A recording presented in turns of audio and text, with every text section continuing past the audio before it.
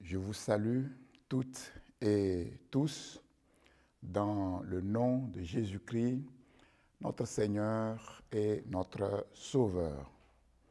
Que l'Éternel, notre Dieu, tourne sa face vers vous en ce jour et qu'il vous accorde sa grâce, qu'il vous bénisse et qu'il vous donne sa paix. Appliquons-nous à connaître l'Éternel. Efforçons-nous de connaître notre Dieu. Sa venue est certaine, comme l'aube du matin, il viendra à nous comme la pluie du printemps. Il viendra à nous comme l'ondée qui arrose la terre. Appliquons-nous à connaître l'Éternel.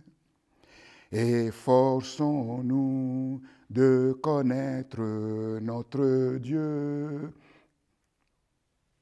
Sa venue est certaine, comme l'aube du matin, il viendra à nous comme la pluie du printemps. Il viendra à nous comme l'ondée qui arrose la terre. Il viendra à nous comme la pluie du printemps. Il viendra à nous comme l'ondée qui arrose la terre.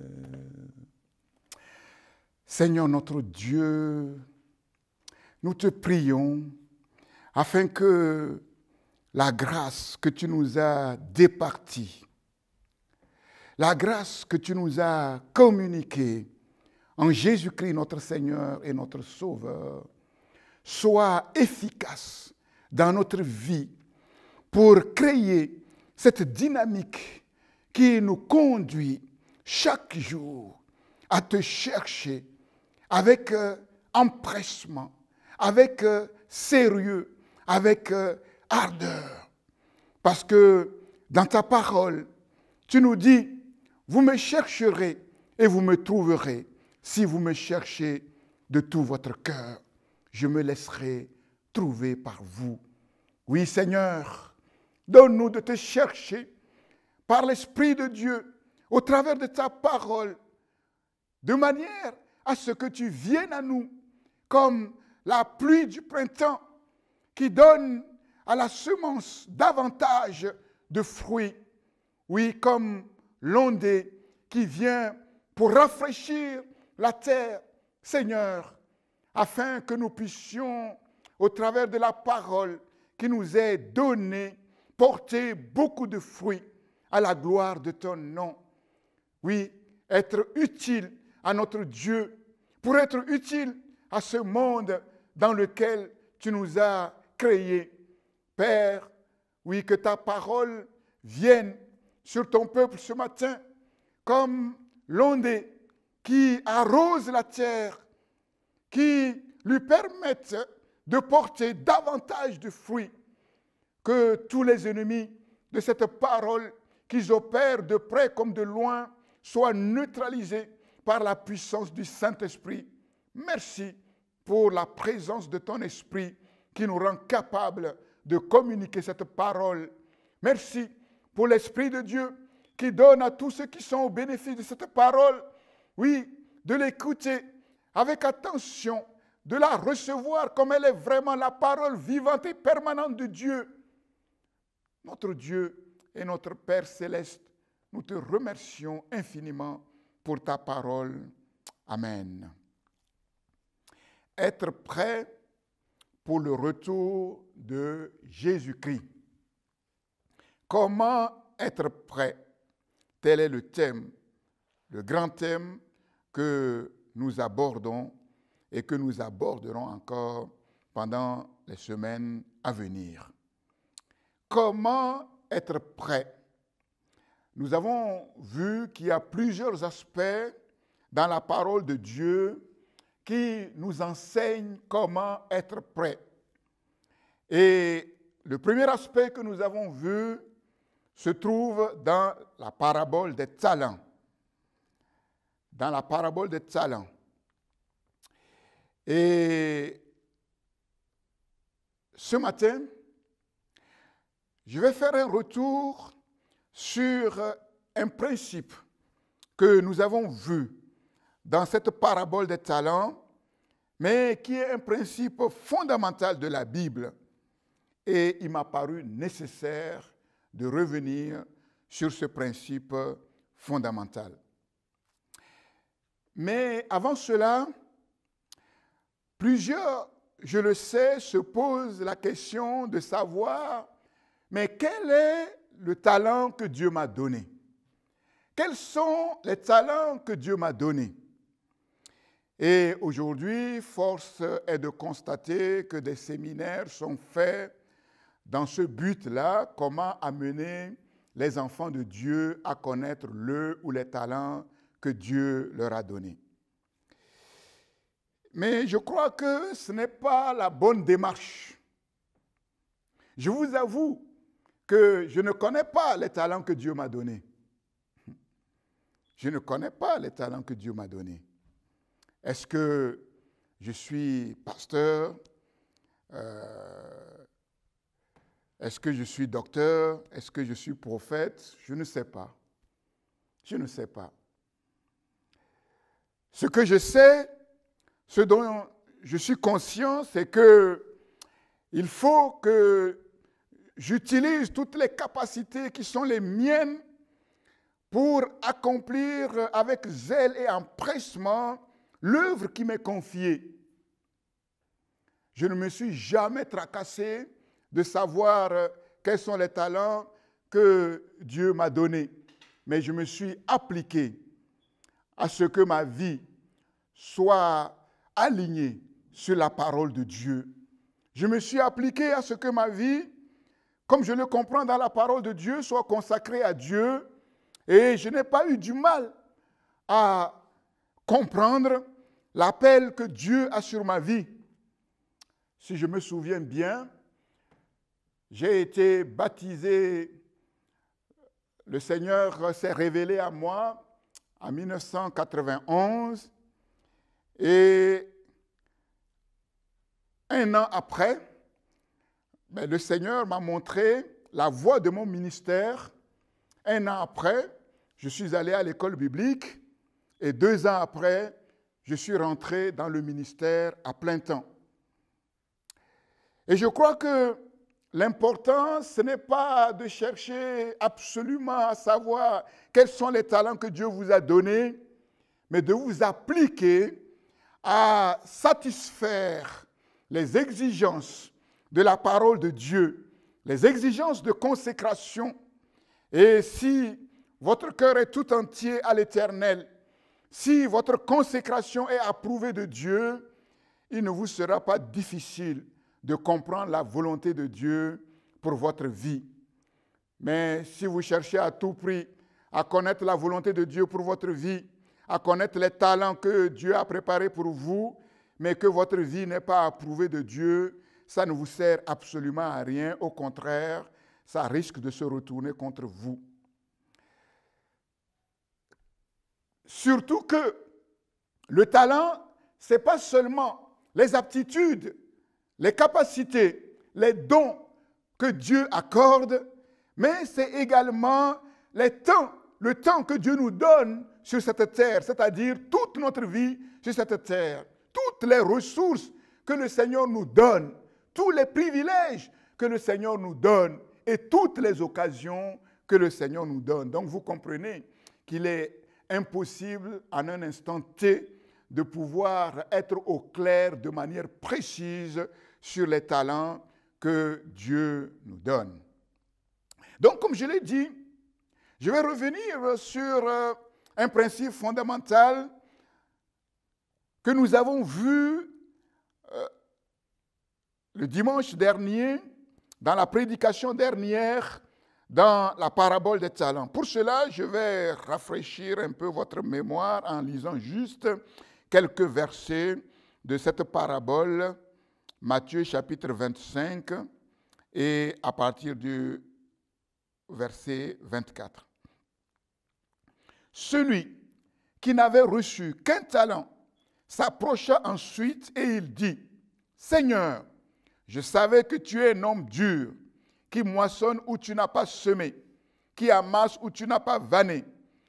J'ai eu peur et je suis allé cacher ton talent dans la terre. Voici, prends ce qui est à toi. » Son maître lui répondit, « Serviteur méchant et paresseux, tu savais que je moissonne où je n'ai pas semé et que j'amasse où je n'ai pas vanné. Il te fallait donc remettre mon argent au banquier et à mon retour, j'aurais retiré ce qui est à moi avec un intérêt. » Les versets qui nous concernent plus particulièrement ce matin, c'est les versets 28 et 29. Verset 28, « ôtez-lui donc le talent et donnez-le à celui qui a 10 talents, car on donnera à celui qui a, et il sera dans l'abondance. Mais à celui qui n'a pas, on ôtera même ce qu'il a. » Amen. C'est ici, dans les versets 28, 29, révélé un principe fondamental de la Bible. Ce principe, à la première lecture, ne saute pas aux yeux. Et quel est ce principe sur lequel nous allons nous attarder en ce jour? C'est ceci. Comprendre, bien comprendre la parole de Dieu, en faire un bon usage afin de ne pas être en décalage avec Dieu, afin de ne pas être en décalage avec ce que Dieu attend de nous, ce que Dieu veut de nous, la mission que Dieu nous donne d'accomplir sur cette terre. Interpréter la parole de Dieu à sa manière, ne pas comprendre ce que le Maître veut et attend de nous, conduit à la ruine, à la perdition. C'est très important.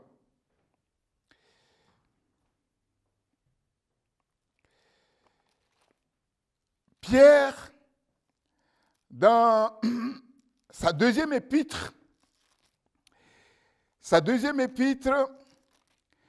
nous donne une parole fondamentale, très importante. 2 Pierre, chapitre 1, verset 19 jusqu'au verset 21. Pierre dit ceci, « Et nous tenons pour d'autant plus certaine la parole prophétique à laquelle vous faites bien de prêter attention. » La parole prophétique à laquelle vous faites bien de prêter attention, comme à une lampe qui brille dans les ténèbres. La parole prophétique, Pierre nous dit, elle est comme une lampe qui brille dans les ténèbres. La parole prophétique, c'est l'Ancien Testament qui nous est donné sous forme prophétique, annonçant la venue du Messie. La parole prophétique, nous le trouvons aussi dans le Nouveau Testament. Et par rapport à ce que Jésus a enseigné concernant la fin des temps, dans le livre de l'Apocalypse, Pierre dit que la parole prophétique est comme une lampe qui brille dans les ténèbres. Et le monde entier est dans les ténèbres. Comment voir clair? Comment voir clair dans le présent pour vivre convenablement dans le présent, comment envisager l'avenir? Oui, nous avons la clé, la parole prophétique. Elle brille comme une lampe dans les ténèbres, jusqu'à ce que la lumière vienne apparaître. Quand Jésus viendra, il arrivera des temps où, oui, la pleine connaissance viendra sur la terre et que l'étoile du matin se lève dans vos cœurs. Sachez avant tout, vous-même, que aucune parole de l'Écriture ne peut être un objet d'une interprétation particulière.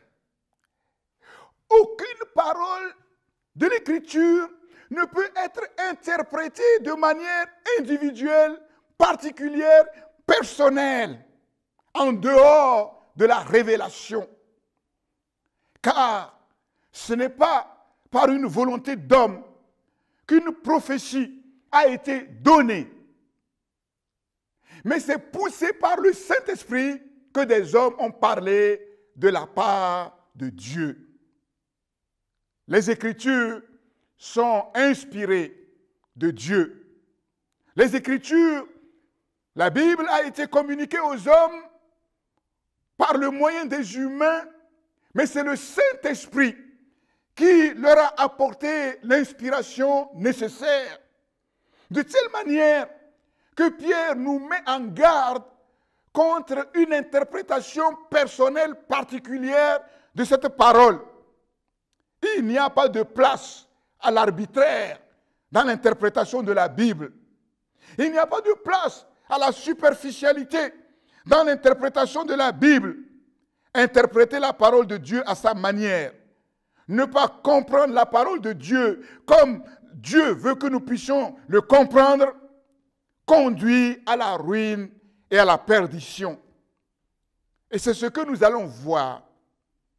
Ôtez-lui donc le talent et donnez-le à celui qui a 10 talents, car on donnera à celui qui a et il sera dans l'abondance, mais à celui qui n'a pas, on ôtera ce qu'il a. Nous avons vu dans la prédication dernière que si on veut, comment dirais-je, synthétiser ces paroles, ça veut simplement dire, en apparence, appauvrir le pauvre et enrichir le riche. Appauvrir le pauvre, enrichir le riche, à première vue, c'est scandaleux, c'est injuste, c'est incompréhensible. Et pourtant, c'est la justice même de Dieu qui est révélée ici. Et pourtant, c'est la vérité même de Dieu qui est révélée ici. C'est le principe divin qui est porté à notre connaissance au travers de ces paroles. D'où la nécessité de ne pas chercher à comprendre la parole de Dieu par soi-même, ni d'interpréter la parole de Dieu de manière particulière. Celui qui le fait court le risque de se trouver décalé par rapport à la vérité de Dieu.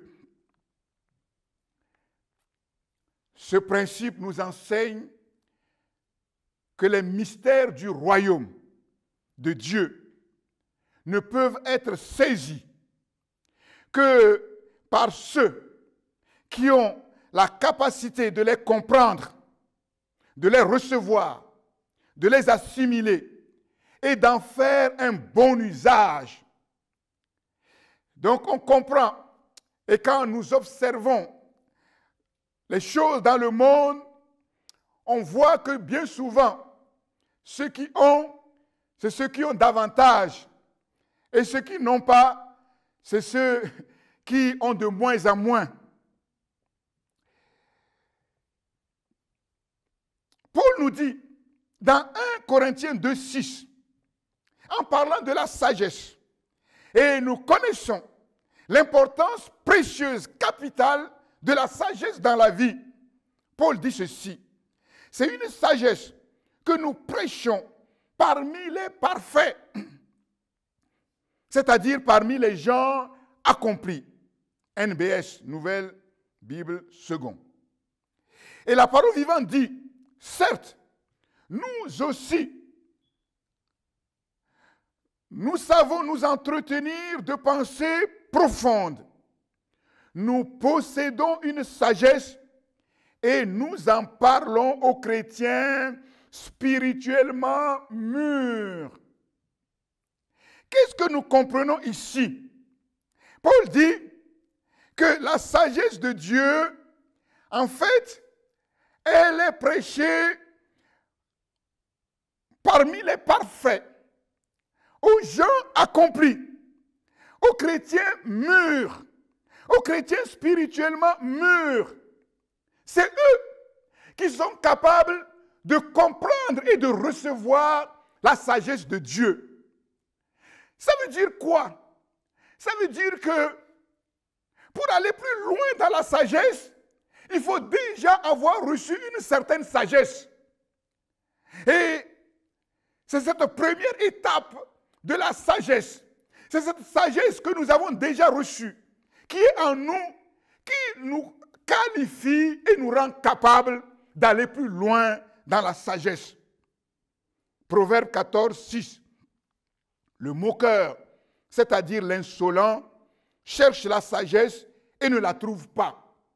Pourquoi? Pourquoi? Parce qu'il est insolent. Il est moqueur. Il n'a pas la crainte de Dieu.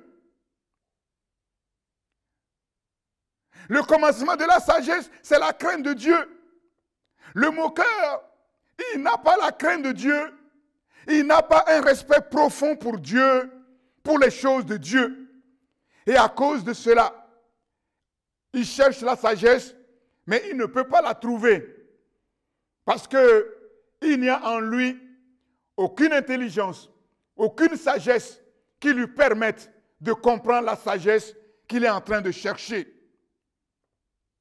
Mais, toujours le verset 6 de Proverbe 14, mais pour l'homme intelligent, la science est chose facile. Pour l'homme intelligent, la science, la connaissance est une chose facile. Pourquoi? Parce qu'il a déjà la capacité, l'intelligence d'accéder à cette connaissance.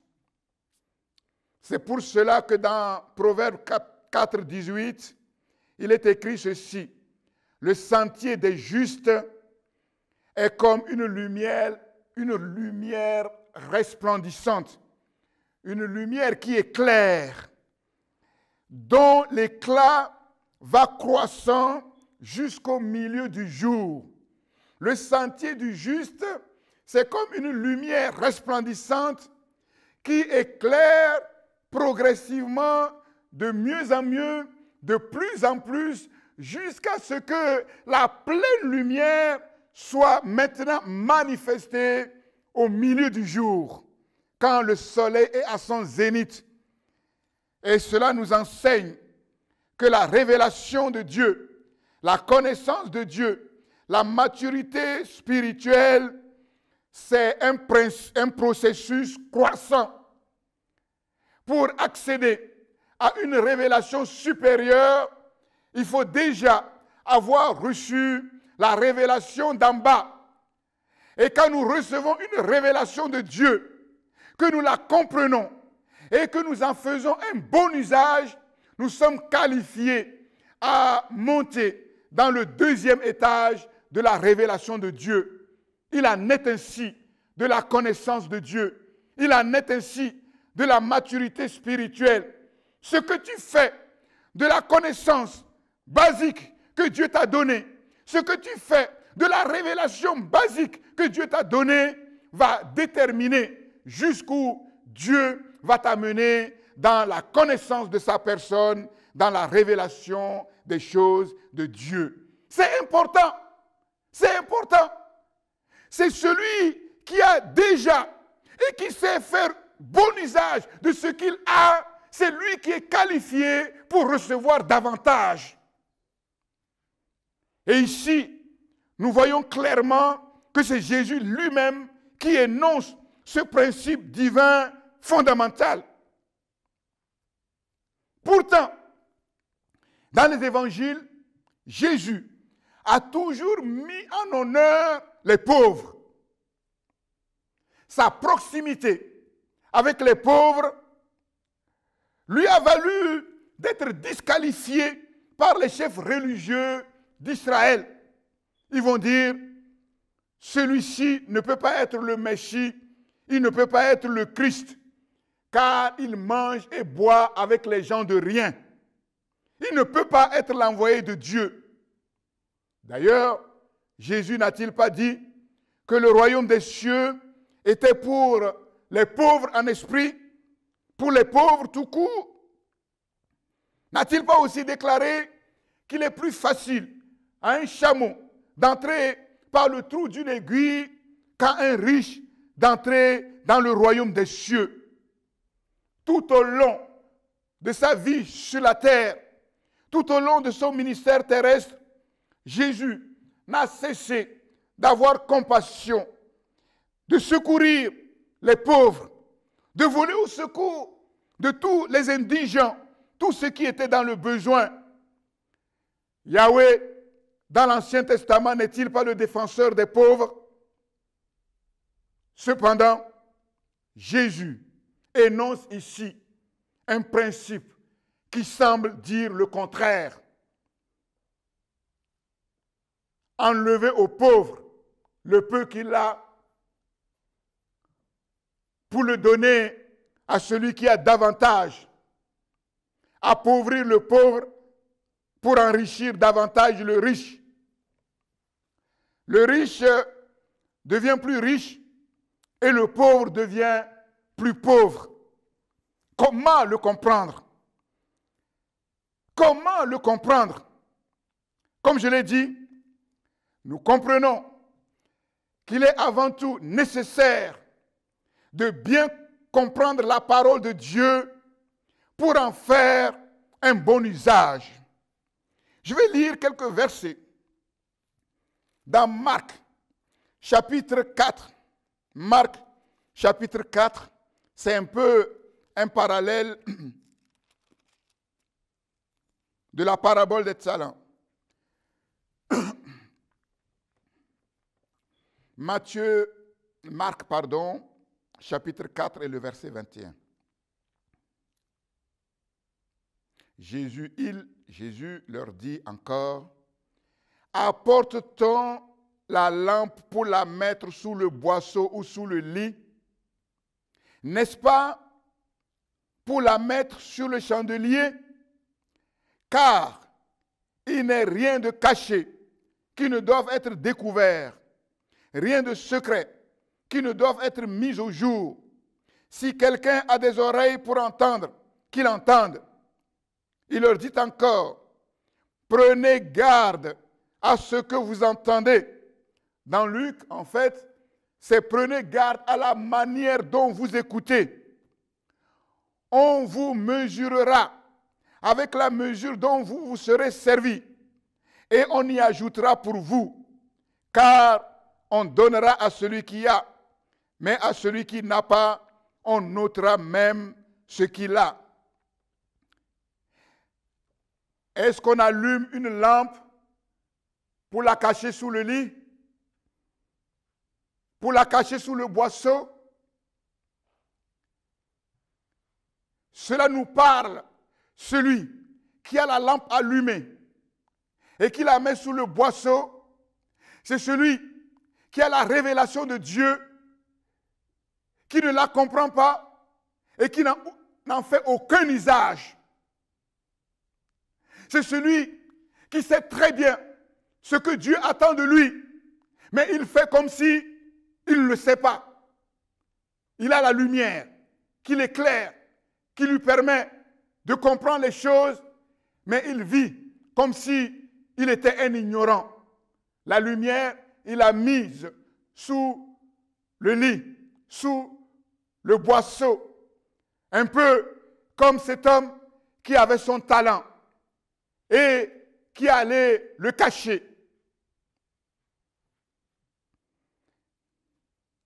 Car il n'est rien de caché qui ne doit être découvert, rien de secret qui ne doit être mis au jour.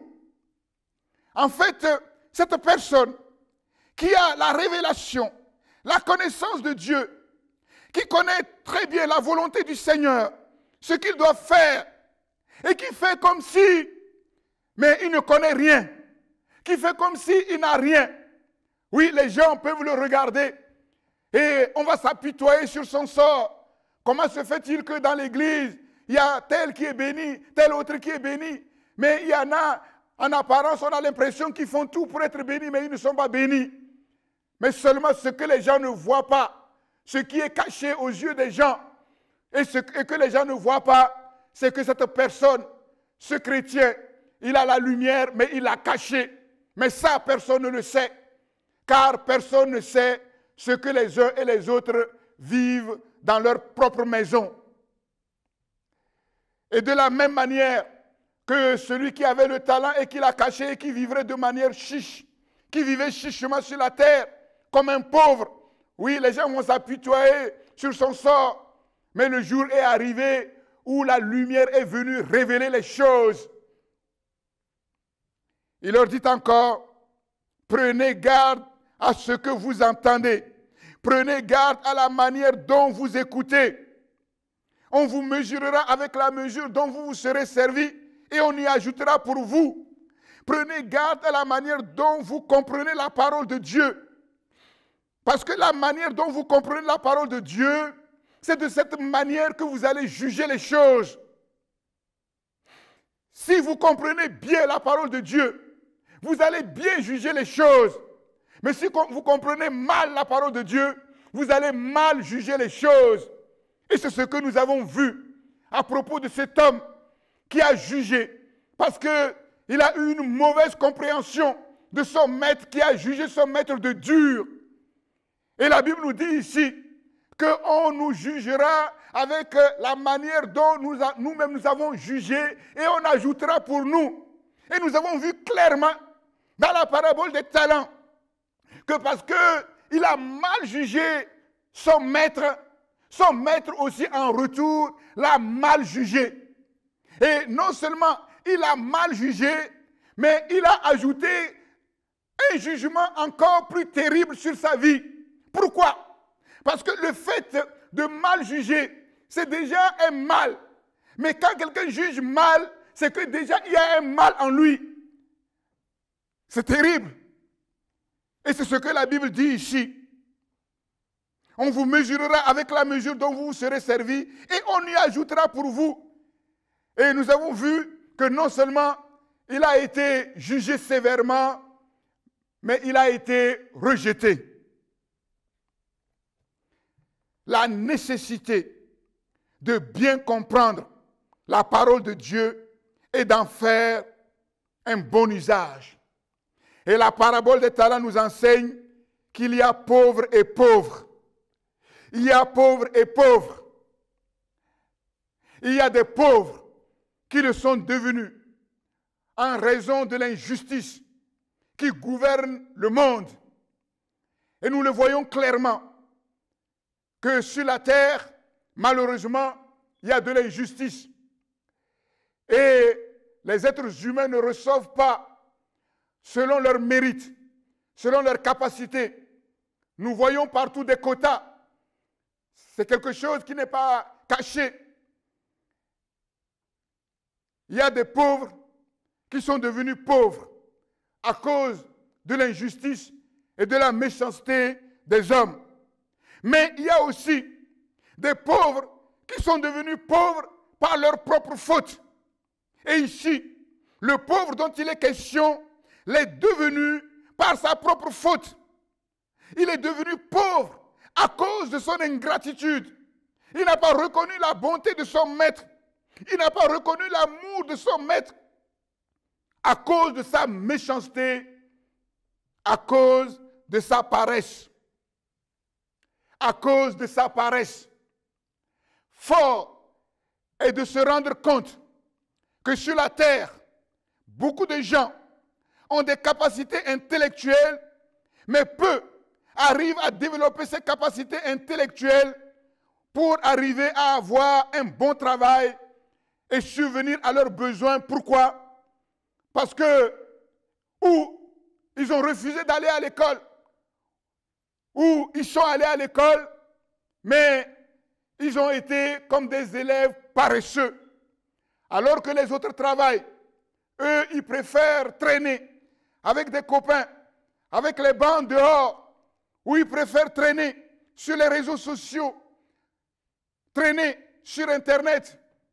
Oui, serviteurs paresseux. Et à cause de cela, ils ont gaspillé leur talent. Il y a des enfants qui ont tout auprès de leurs parents pour réussir. Ils ont tout pour réussir, mais parce qu'ils préfèrent traîner avec des bandes, parce qu'ils préfèrent traîner sur les réseaux sociaux, sur Internet, ils ont gaspillé leur talent. Et Dieu n'est pas d'accord. Dieu n'est pas d'accord. Ce pauvre-là, oui, est complètement désapprouvé de Dieu. Je me souviens, j'en ai déjà parlé une ou deux fois, quand j'étais petit. Je n'aimais pas l'école. Tout petit, je ne sais plus quel âge je devais avoir, peut-être 5 ans, peut-être 6 ans. Quand je partais à l'école, quand je sortais de la maison pour aller à l'école, en fait, j'allais me cacher derrière l'école et je faisais l'école buissonnière et quand il était midi, je rentrais à la maison. En fait, jusque-là, on pourrait se dire, mais il n'y a pas beaucoup d'avenir pour ce gamin qui fait l'école buissonnière, qui est paresseux, qui ne veut pas aller à l'école. Et je ne sais pas, un jour, quelque chose s'est passé. C'est comme si j'ai entendu une voix qui m'a dit, mais ce que tu fais, ce n'est pas bien. C'est vrai que tu as du mal à l'école, mais demande à tes parents. C'est curieux, hein? C'est bizarre, je n'ai jamais su comment cela est arrivé. J'ouvre la parenthèse, hein? C'est pour vous dire que parfois on plaint des gens en disant pauvre de lui, perdu dans un village là, il n'a personne pour l'aider, ses parents n'ont rien du tout. Ah non, Dieu, les yeux de l'Éternel parcourent la terre tout entière. Et je peux vous dire que la grâce de Dieu fait que un jour ou l'autre, chaque être humain sur la terre a son occasion, a sa chance, et plus spirituellement, la grâce que Dieu lui fait. Et donc la voix me dit, mais demande à tes parents de t'acheter un livre de maths et de calcul, et chaque jour, fais des calculs. Fais les calculs. Ne te préoccupe pas de savoir si la réponse est juste ou pas. Fais simplement les calculs. Et bizarrement, j'ai obéi, j'ai demandé qu'on m'achète un livre de calcul. On m'a acheté un livre de calcul. Et chaque jour, je me suis mis à faire les calculs. Je vous assure, subitement, il est arrivé un temps où c'est comme si, pouf, mais c'est comme si le bouchon, quelque chose qui bouchait mon intelligence a sauté et la lumière est venue et je suis devenu bizarrement très intelligent. Et je me souviens encore, à l'époque, les classes étaient doubles. Il y avait, je ne sais pas, à l'époque on appelait cela, je ne sais pas comment on appelle ça aujourd'hui, la maternelle, mais à l'époque c'est CP0, CP1 et CP2. Donc les 3 classes étaient ensemble. Moi j'étais au CP0, donc on était en bas et les autres étaient sur les bancs. Et donc le professeur était tellement étonné qu'on m'a fait sauter de classe. Et depuis, mais les choses ont été ainsi. Donc imaginez, je vivais là comme quelqu'un qui n'avait pas de talent, comme quelqu'un qui n'était pas intelligent. En fait, j'avais enterré mon talent. Comment je l'avais enterré? En refusant d'aller à l'école et en refusant de travailler.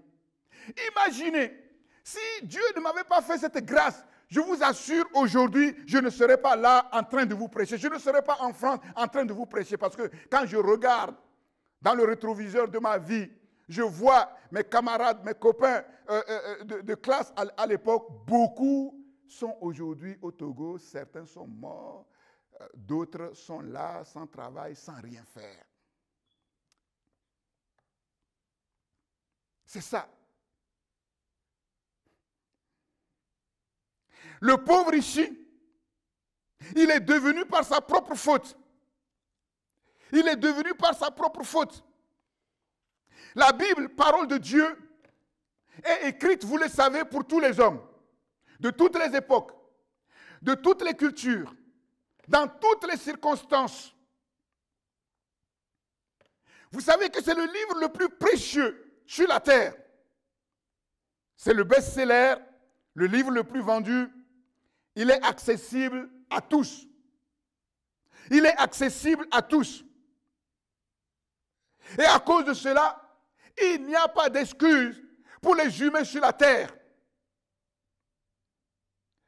Parce que sur la terre, tous les humains ont la possibilité d'avoir accès à ce livre qui peut leur donner toutes les clés de leur vie.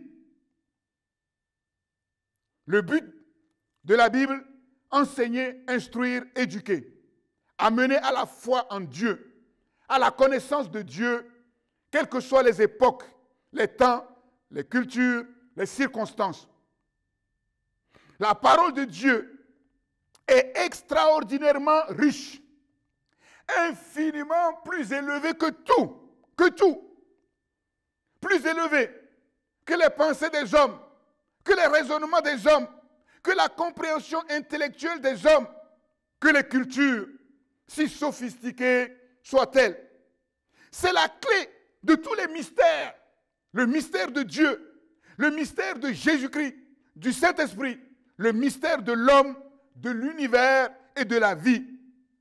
Par conséquent, le plus grand besoin d'un être humain, c'est d'être au bénéfice de ce livre, d'être au bénéfice de cet enseignement, pour être bien enseigné, éclairé, bien comprendre les choses, bien comprendre la Bible, mais dans sa globalité. Et c'est très important, dans sa globalité. Si vous ne lisez dans la Bible que les passages qui concernent la bonté de Dieu, l'amour de Dieu, mais vous ignorez complètement les passages qui parlent de la sainteté de Dieu, de la justice de Dieu, vous aurez des problèmes. Car Dieu est amour, mais aussi juste. Si nous faisons ainsi, la Bible devient comme un simple instrument au service de l'homme, de ses besoins, de sa culture, au lieu d'être le pédagogue par excellence, le maître qui enseigne, qui convainc, qui corrige, éduque, instruit dans la justice, c'est-à-dire enseigne comment l'être humain doit marcher dans la justice et faire ce qui est bien. La Bible est la norme de l'amour, du bien, de la justice. Elle juge tout, tous, les riches, les pauvres, les savants, les ignorants, les blancs, les noirs, les jaunes. Elle juge tout et rien ni personne ne peut la juger. C'est très important. Parfois, il y a des chrétiens qui disent, oui, ne pas vouloir être jugés. Je veux bien. Je veux bien. Si je ne veux pas être jugé, je dois apprendre à me juger moi-même comme la Bible me le demande. Ou laisser la Bible me juger. Si je refuse de me juger moi-même à la lumière de la parole de Dieu, si je refuse que ceux qui veulent me faire du bien, m'exhorter, me jugent, alors un jour, je serai face à cette parole et le jugement que j'entendrai, c'est la condamnation. Parce que si je ne me juge pas, pour corriger ce qui ne va pas à moi, si je refuse que les autres qui m'aiment portent un regard pour juger ce qui ne va pas à moi, pour m'amener sur le bon chemin, afin que je me corrige, tôt ou tard, c'est la condamnation. Celui qui mérite d'être repris et qui raidit le coup sera brisé subitement et sans remède.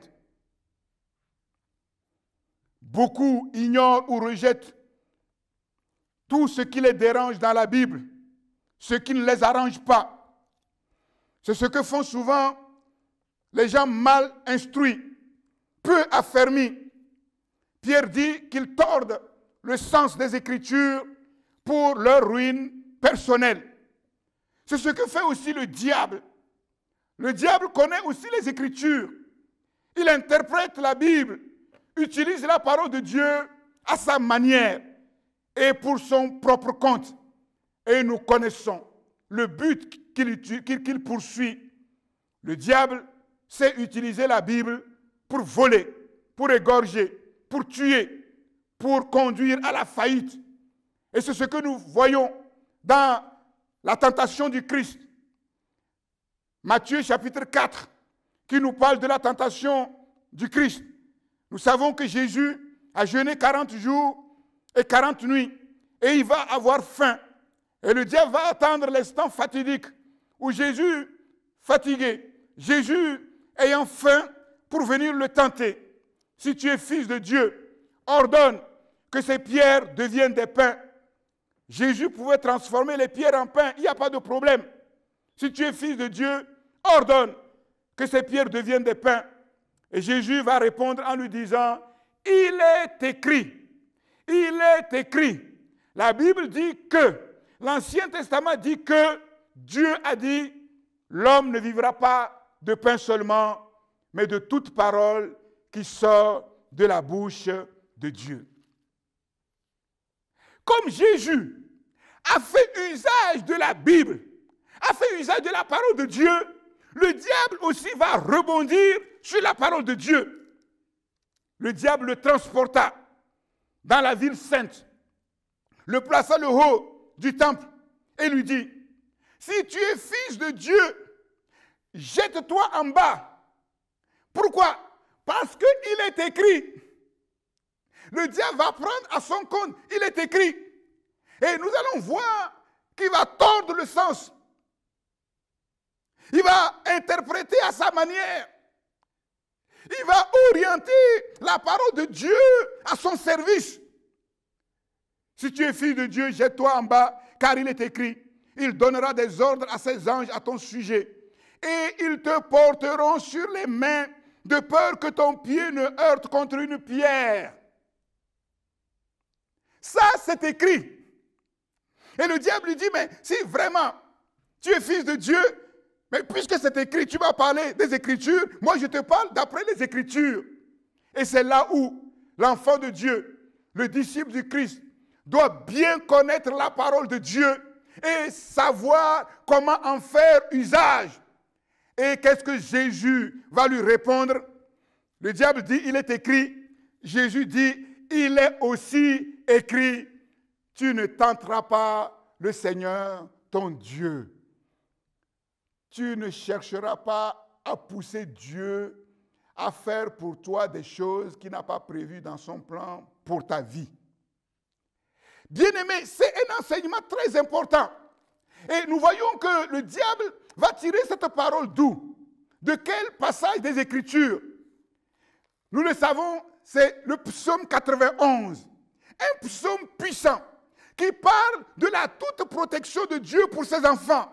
Dans quel contexte le diable va extraire ce passage? Je vais vous le lire et vous allez voir.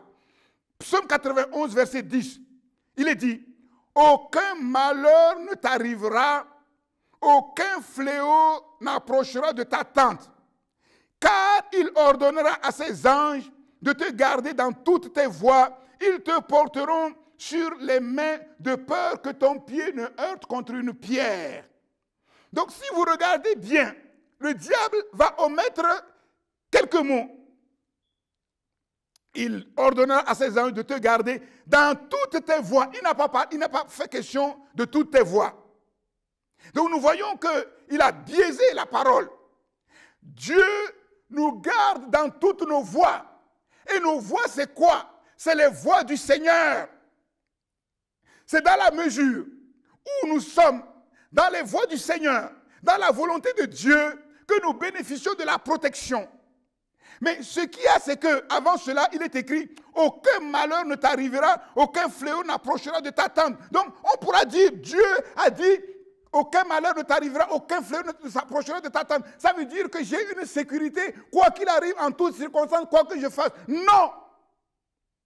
Et nous voyons que dans ces temps de coronavirus, malheureusement, beaucoup d'enfants de Dieu, au lieu de faire bon usage de cette parole, donnent l'impression que, quelle que soit la manière dont ils vivent, qu'ils respectent les protocoles ou qu'ils ne respectent pas, aucun malheur ne leur arrivera. Et ils ne savent pas qu'en interprétant la parole de cette manière, ils l'interprètent à la manière du diable. C'est ce que le diable a dit à Jésus. Tu peux faire n'importe quoi, même si tu ne respectes pas les choses, la protection de Dieu est sur ta vie. Mais qu'est-ce que Jésus a répondu? Non, ce n'est pas comme cela. Ce n'est pas comme cela.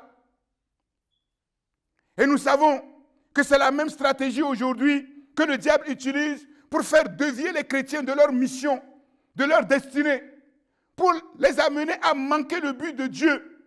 Mais Jésus nous a démontré que c'est dans la même Bible, quand nous la comprenons bien, quand nous en faisons un bon usage, que nous trouvons les armes dont nous avons besoin pour triompher du diable, de ses ruses, de ses manœuvres, de ses tentations. Personne sur la terre ne peut triompher du diable sans utiliser cette épée à deux tranchants qu'est la parole de Dieu. Il est écrit, mais il est aussi écrit. La Bible dans sa globalité. La Bible dans sa globalité. Il est écrit, mais il est aussi écrit. Ce que Jésus nous enseigne ici, c'est le sérieux et la rigueur dans la compréhension et l'usage des paroles de la Bible comme Jésus lui-même l'a fait. Et non comme le diable le fait. Et non comme les gens mal affermis. Dans la Bible, c'est vrai, il est écrit « Heureux les pauvres, car le royaume des cieux est à eux ». Et dans la même Bible, il est aussi écrit « On donnera à celui qui a, et il sera dans l'abondance, mais à celui qui n'a pas, on notera même ce qu'il a. » Et Dieu nous enseigne ici qu'il n'approuve pas le riche parce qu'il est riche. Il n'approuve pas le pauvre parce qu'il est pauvre. De la même manière, Dieu ne désapprouve pas le riche parce qu'il est riche et Dieu ne désapprouve pas le pauvre parce qu'il est pauvre. Le pauvre comme le riche sont tous soumis aux mêmes impératifs, aux mêmes exigences de la parole de Dieu. Et ce que le Créateur veut, c'est la richesse, c'est l'abondance, c'est la multiplication. Et la richesse, l'abondance, la multiplication, c'est l'exigence de la survie sur la terre. C'est l'exigence de la vie sur la terre. Et nous disons heureusement que Dieu n'a remis qu'un seul talent à ce serviteur méchant, paresseux. Dieu a donné à ses serviteurs fidèles les moyens de parvenir à la richesse, à l'abondance, à la multiplication selon Dieu. Et quel est ce moyen? C'est la grâce. La grâce en Jésus-Christ. La grâce qui est faveur et capacité. Les apôtres ont dit, nous avons reçu de lui, de Jésus, grâce sur grâce. Grâce pour grâce. Et nous comprenons, on donnera à celui qui a. Nous avons reçu grâce. Et cette grâce que nous avons reçue, que nous avons, dont nous savons faire bon usage, amène une autre grâce. Et donc nous sommes sur le chemin de la richesse, de l'abondance, de la multiplication. Dieu ne peut pas être contre la richesse. Impossible. Pourquoi? Parce que c'est Dieu qui est infiniment riche. Dieu est infiniment riche. Dieu ne peut pas approuver la pauvreté. Pourquoi? Dieu ne sait pas ce que c'est que la pauvreté. Il n'a jamais été pauvre. Il ne peut pas être pauvre. Ce n'est pas possible. Dieu n'est ni pauvre ni avare. Il est riche pour tous ceux qui se confient en lui et qui marchent fidèlement selon ses exigences. C'est l'impératif de la vie et de la survie. Le serviteur infidèle ici, nous avons vu, ses attitudes, ses paroles, son comportement sont absolument inacceptables. Il est coupable. Il est devenu pauvre à cause de son infidélité, de sa méchanceté, de sa paresse. Et il est qualifié de serviteur inutile.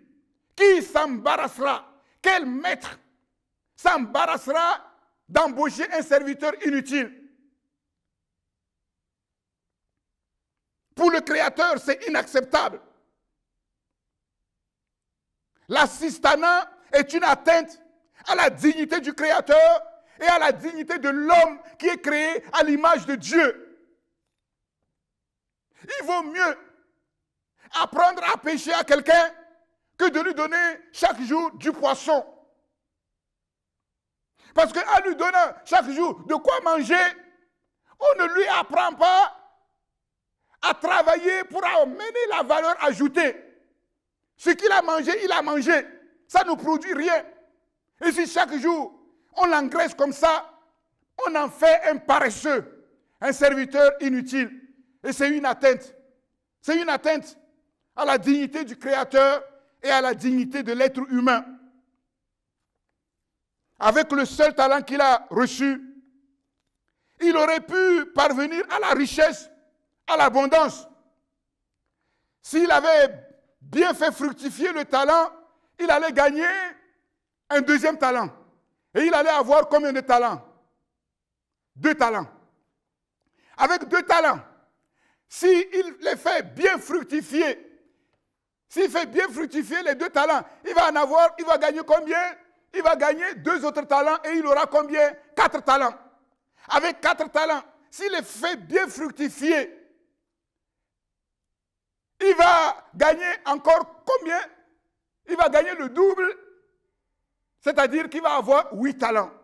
Et donc c'est comme cela, petit à petit, progressivement, même celui qui a reçu un talent, s'il travaille avec diligence, il arrivera un moment où il va être surpris, oui, d'arriver au sommet de la richesse. Car pour arriver aux millions et aux milliards, il faut commencer par le premier centime. Oui, c'est ainsi qu'on a vu des gens partis de rien du tout pour accéder au sommet de la richesse. Et on voit que partout dans le monde, même dans les pays pauvres, mais on y voit aussi qu'il y a des riches dans les pays pauvres. Je vais vous poser une question. Après, si vous avez trouvé la bonne réponse, appelez-moi pour me dire. La question que je vous pose, c'est vrai qu'il y a le débat de savoir quel est l'homme le plus riche de tous les temps. Quel est l'homme le plus riche de tous les temps? Ou quel a été l'homme le plus riche de tous les temps? D'après vous, c'est qui? L'homme le plus riche de tous les temps. Certains disent que c'est Salomon. Et nous savons que Salomon, c'est Dieu qui l'a enrichi, clairement. D'autres disent c'est Rockefeller. Nous savons en fait l'identité chrétienne aussi de Rockefeller. Mais d'après vous, qui a été l'homme le plus riche de tous les temps? Je suis tombé un peu comme ça au hasard sur cet article. Et ce que j'ai trouvé, c'est que c'est un black qui serait l'homme le plus riche de tous les temps. Kanga Moussa, le célèbre roi du grand empire mandingue du Mali au XIVe siècle. En 2014, les experts ont évalué sa richesse à 400 milliards de dollars en 2014, là où Bill Gates ne pesait que 78 milliards de dollars. Et aujourd'hui, Jeff Bezos, ne pèse que 172 milliards. Eh oui, l'histoire nous cache beaucoup de choses. Je ferme la parenthèse. Ce n'est pas la richesse, l'argent qui sont un problème. Mais c'est l'amour de la richesse, l'amour de l'argent. Quand l'argent n'est pas un serviteur, il devient un maître, mammon, c'est-à-dire le destructeur.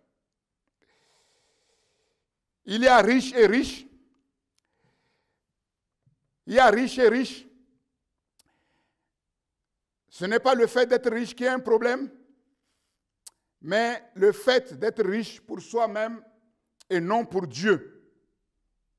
Le fait d'amasser des trésors pour soi-même et non pour Dieu. La terre, malheureusement, est peuplée de beaucoup de pauvres et de mauvais riches. Beaucoup de pauvres et de mauvais riches. Dans la Bible, nous voyons ces mauvais riches. Luc chapitre 12 nous parle de cet homme riche qui est mort prématurément au sommet de sa richesse. Vous connaissez cette histoire. Les terres d'un homme ont beaucoup rapporté cette année-là. Ça a tellement rapporté qu'il s'est dit en lui-même, il raisonnait en lui-même, il s'est dit, mais comment je vais faire? Mes greniers sont trop petits. Comment je vais faire? Mais aucune banque sur la place n'acceptera de prendre mes milliards et puis tous ces milliards, je ne sais pas ce qu'ils vont en faire. Comment je vais faire? Ah, tout de suite, il a compris. J'abattrai mes petits greniers là, j'en construirai des greniers plus grands et j'amasserai toutes mes richesses, ma récolte et je dirai à mon âme, tu as beaucoup de biens pour plusieurs années. Repose-toi, mange, bois, réjouis-toi. Si je dois actualiser, il dit non. Au lieu de mettre mes milliards dans une banque, je suis suffisamment riche pour créer ma propre banque. Et pendant qu'il était en train de se complaire en lui-même, il entend cette voix fatidique, ce jugement qui va tomber du ciel. Insensé, insensé. Cette nuit même, ton âme te sera redemandée.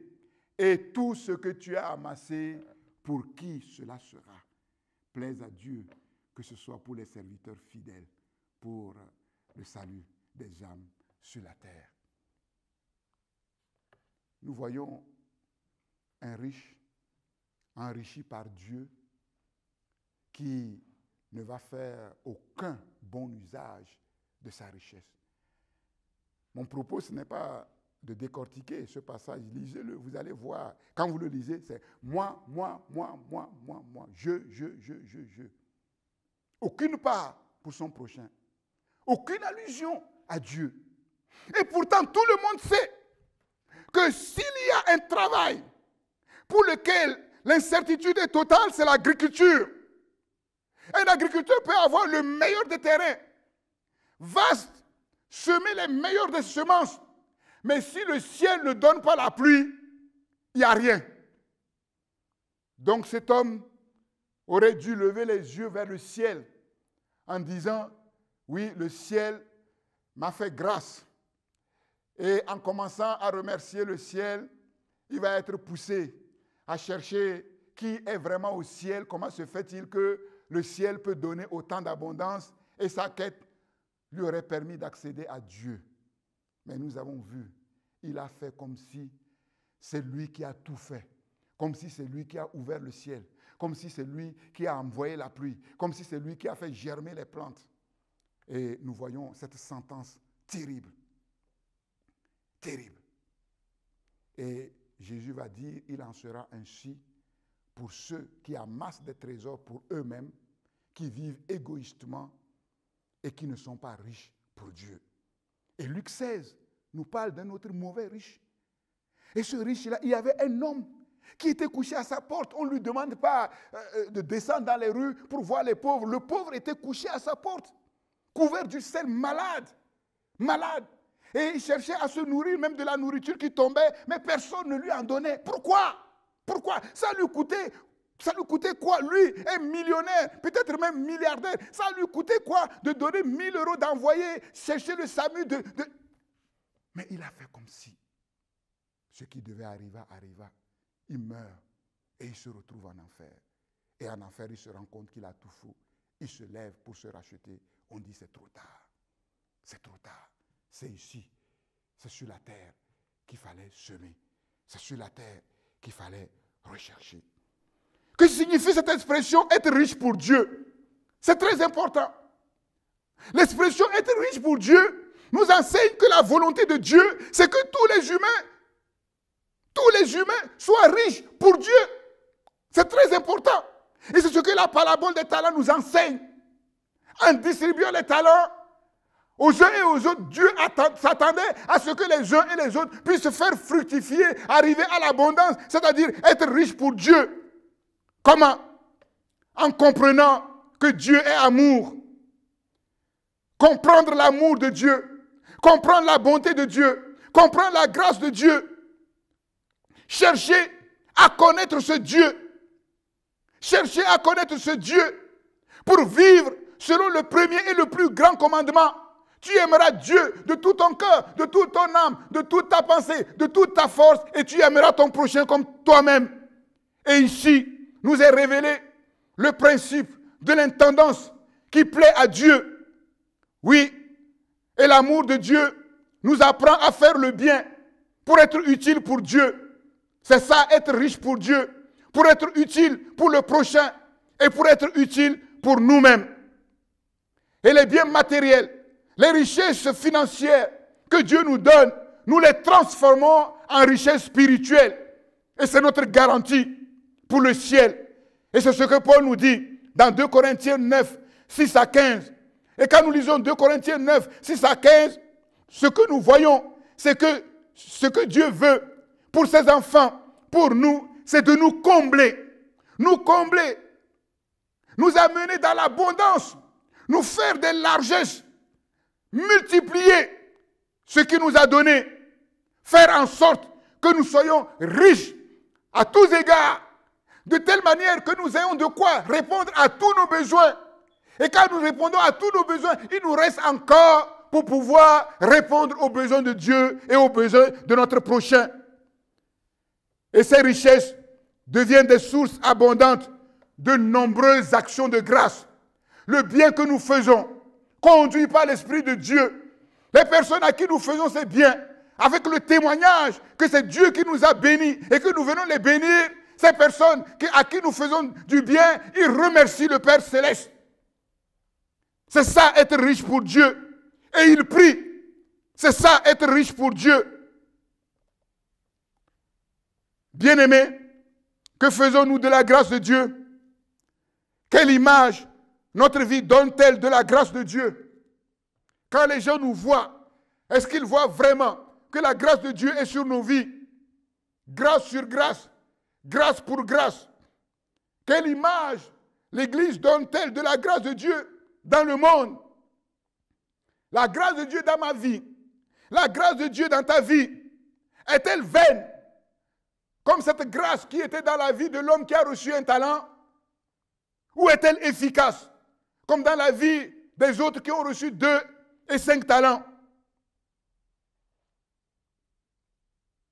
Que Dieu nous donne, par son esprit, de grandir dans la connaissance du Seigneur Jésus-Christ, afin de vivre dans sa grâce surabondante pour être utile à Dieu, au monde, à notre prochain et à nous-mêmes.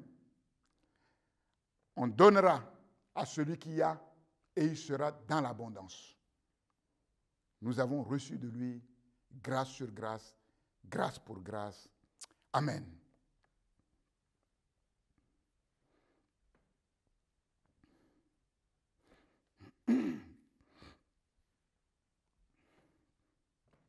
De la croix, la grâce se coule comme un fleuve constamment. Oh, venez, venez en foule, un plein pardon vous attend. Oh, venez, venez en foule, un plein pardon vous attend. Oui, pour tous, la grâce abonde, pour tous le ciel est ouvert. À tous les pécheurs du monde, le Rédempteur a souffert. Pour tous les pécheurs du monde, le Rédempteur a souffert. Crois en sa miséricorde qui durait éternellement. Pour toi la grâce déborde en ce lieu, en tout moment. Pour toi la grâce déborde chaque jour, en tout moment. Mon frère, ma soeur bien-aimée, crois que la grâce de Dieu est pour toi. Et ce que Dieu veut, c'est que cette grâce soit multipliée, grâce pour grâce. Que cette grâce devienne abondante, surabondante. Mon frère, ma soeur, oui, cet enseignement, c'est pour te dire de ne pas te sous-estimer. Et comme je l'ai dit, ce qui est important, ce n'est pas la quantité de talents, c'est ce qu'on en fait. Avec un talent, si tu travailles sérieusement, si tu es reconnaissant à Dieu du privilège que Dieu t'a donné, si tu te mets au travail sérieusement, ce talent que tu as aujourd'hui, dans 5 ans, c'est une multitude de talents. Ce que Dieu veut, et c'est logique, c'est la multiplication. Dieu a dit aux humains, multipliez-vous et remplissez la terre. Et c'est normal qu'en se multipliant, qu'ils puissent aussi multiplier les biens, multiplier les richesses, pour que tout le monde puisse avoir de quoi subvenir à ses besoins. Dieu ne veut pas que tu sois pauvre. Dieu t'a donné un talent. Et si tu travailles sérieusement avec ce talent, tu ne seras pas pauvre. Tu auras de quoi répondre à tes besoins et de quoi être utile à Dieu et à notre monde. C'est la volonté de Dieu à l'égard de ses enfants. N'aie pas peur et ne crains pas d'être riche. Car ce n'est pas la richesse qui est un problème, c'est ce qu'on en fait. Quand la richesse est un serviteur, quand la richesse est, nous la mettons au service de Dieu, au service de notre prochain et de nous-mêmes, il n'y a pas de problème. Ne crains pas d'être riche. Et si Dieu t'enrichit, fais tout ce qui est à ton possible pour que cette richesse soit pour Dieu. En vivant selon le premier, le plus grand commandement, aimer Dieu de tout son cœur, de toute son âme, de toute sa force, de toute sa pensée, et aimer son prochain comme soi-même. C'est le plan de Dieu pour la vie. Que la grâce de Dieu que nous avons reçue chacun pour sa part, par la puissance du Saint-Esprit, soit efficace pour se multiplier. Et Dieu est content, est dans la joie de voir que sa grâce est opérationnelle pour subvenir aux besoins, pour témoigner concrètement de son amour pour les humains, de sa bonté pour les humains. Car Christ a tout accompli pour cela. Merci Seigneur, encore une fois, pour ta parole. Et que cette parole ne soit pas vaine dans nos vies, mais qu'elle soit efficace par la vertu de Dieu pour produire davantage de fruits, pour que notre Père céleste soit content, soit dans la joie. Amen. Amen. Que le Seigneur fasse surabonder sa grâce dans vos vies à partir de la grâce initiale qui vous a communiquée et qui est efficace dans votre vie par la vertu du Saint-Esprit. Amen.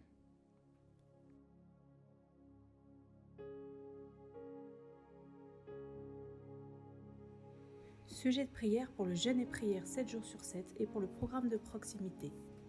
1. Prions Dieu afin que la connaissance du Seigneur remplisse la terre comme les eaux recouvrent la mer. Ésaïe 11, verset 9. Que ce 21e siècle devienne spirituel à la gloire de Dieu. 2. Crions au Dieu bon et miséricordieux, afin qu'il délivre les habitants de la terre de leurs angoisses, qu'il brise leurs liens, qu'il les fasse sortir des ténèbres et de l'ombre de la mort, qu'il envoie sa parole et les guérisse. Psaume 107. 3. Que le Seigneur accorde son secours et son aide au monde médical, scientifique, aux forces de l'ordre, aux autorités politiques et économiques pour une gestion efficace de la crise. 4. Prions pour que Dieu renverse toute stratégie et manœuvre secrète de Satan visant à contrôler l'humanité par ruse ou par force en vue de l'établissement d'un nouvel ordre mondial, rebelle à Dieu et destructeur pour le monde. 5. Prions Dieu pour l'unité spirituelle du peuple de Dieu dans le monde. L'unité de la foi et de la connaissance du Fils de Dieu. Éphésiens 4, verset 13. 6. Que le Saint-Esprit communique de manière surnaturelle au peuple de Dieu dans le monde la vision de son plan pour le salut pour ces temps de la fin. 7. Demandant au Seigneur la provision, les ressources spirituelles, humaines, financières pour accomplir efficacement le plan de salut pour les nations. 8. Que le Saint-Esprit nous affermisse et nous enracine dans la grâce du Seigneur Jésus-Christ, l'amour de Dieu le Père et la communion, les communications du Saint-Esprit. 9. Que le Saint-Esprit nous rende capables d'offrir à Dieu le meilleur de nous-mêmes, afin de vivre le meilleur de Dieu et de rendre au monde le meilleur témoignage de l'amour de Dieu en Jésus-Christ. 10. Vivre dans la victoire de Christ, dans la surcapacité divine, pour faire la différence dans cette décennie, être prêt pour le retour du Seigneur Jésus-Christ. Jésus-Christ revient bientôt. 11. Sujet particulier, les cas de maladie, de délivrance, les besoins divers, besoins en rapport avec l'actualité, des confinements, travail, reprise de nos programmes dans nos locaux, etc.